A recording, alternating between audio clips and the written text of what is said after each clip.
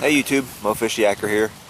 I'm at the Lake of the Ozarks today, and I wanted to show you guys my rig completely set up, how I fish it. I've posted videos of it before, but here it is on the water, and I got a few updates, some things that I've done to it. So here we go. Here she is. You guys have seen my videos. You've seen the retractable skeg project I did there, and it's working out really well. You can tell it's fairly breezy out here today.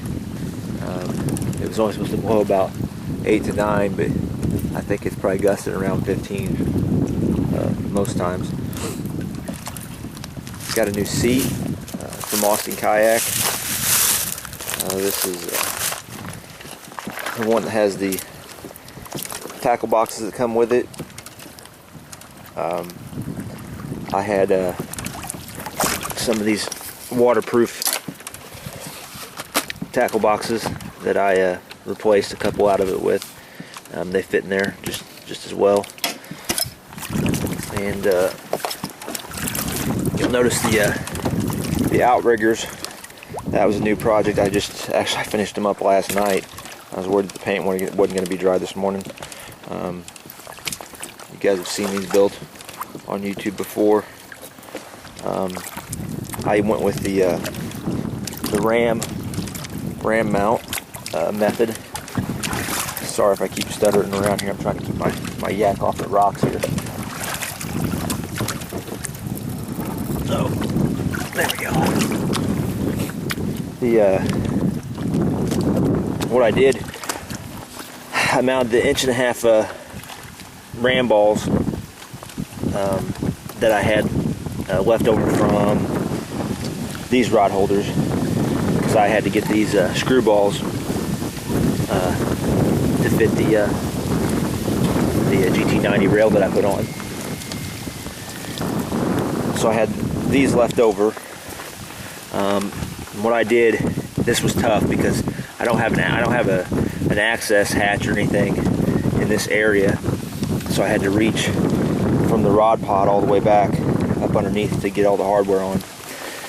But I had I cut 1/8 inch aluminum plates, just a little bit bigger than the base of the ram mount, and then drilled the matching holes and gooped everything in and set everything with nylocks and washers.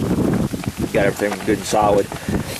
Then I started, my ramrod holders came in, and I started building my Outriggers, and I found out they're pretty chunky. Once you get, I mean, it's not a lot of weight, but once you get a certain amount of weight out there, about 3 foot or so, it's got pretty good leverage and it can move things around. And I knew that was going to be a problem. Even with those backing plates I had on, they still wanted to move. So what I did, right here is a piece of 1/8 inch aluminum, 1 inch wide, and I cut it to length and then bent the ends. The other side's identical to this side. I bent the ends to match this angle. It's not straight. This here is a piece of square extruded aluminum that these are actually deck spindles that I put on my new house, and I had some left over, and they just happened to be 1 inch wide too. So what I did is I pop riveted from the bottom side. I put a rivet about every 2 inches, 3/16 by 1/4 inch rivet, about every 2 inches all the way across this thing.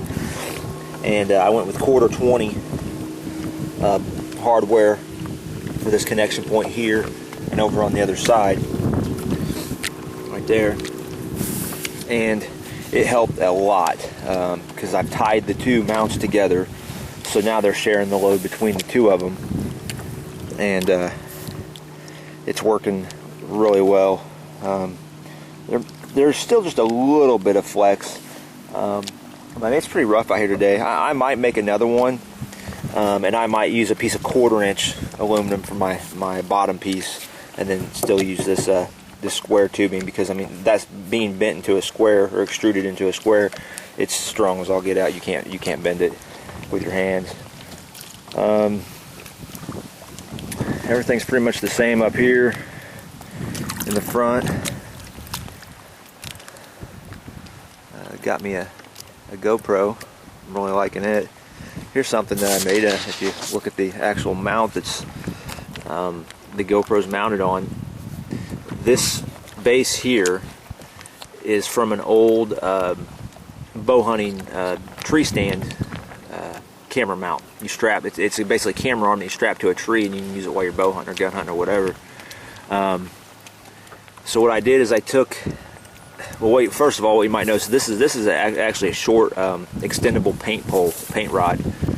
You can screw rollers onto it, and, for painting, and that's a universal thread for any type of painting rollers or anything like that.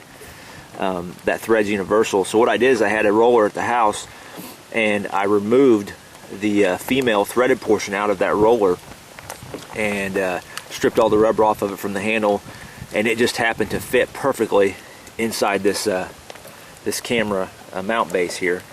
So I epoxied that in there, and so now this entire thing screws on to my paint pole. And pull it out here. This is just heating and cooling tape. It sticks really well, and it's waterproof.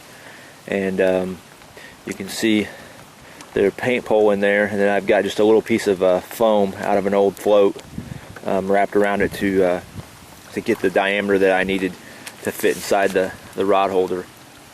And it's really good. These GoPros have a really nice wide angle lens on them, and it does really well. I mean, you can see the entire kayak pretty much.